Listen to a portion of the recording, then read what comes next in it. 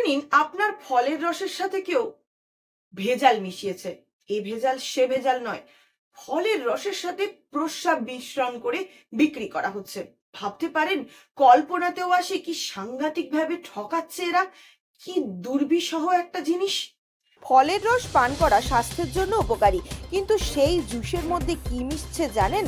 রাস্তার ধারে বিক্রি হওয়া ফলের রসের দোকানগুলিতে যে জুস বিক্রি হয় তার মধ্যে এমন কিছু জিনিস মেশানো হচ্ছিল যা জানতে পারলে আর কখনো ফলের রস পান করার আগে দুবার ভাববেন।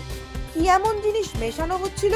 মূত্র মেশানো হচ্ছিল। হ্যাঁ, ঠিক শুনছেন, ফলের রসের মধ্যে মেশানো হচ্ছিল মূত্র।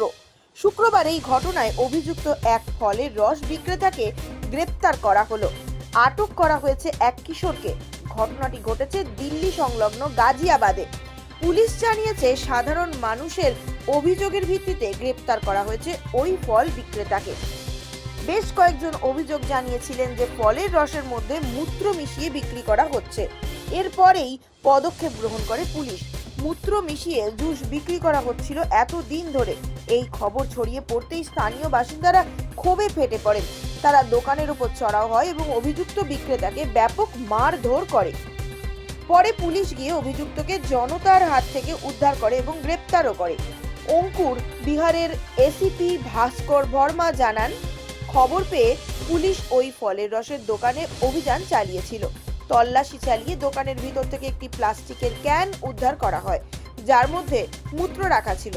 দোকানের মালিককে এই বিষয়ে জিজ্ঞাসাবাদ করা হলেও তিনি সন্তোষজনক জবাব দিতে পারেননি। বিক্রেতাকে গ্রেপ্তারের পাশাপাশি 15 বছরের এক কিশোরকেও আটক করা হয়েছে। ক্যানে পাওয়া প্রস্রাব পরীক্ষার জন্য পাঠানো হয়েছে।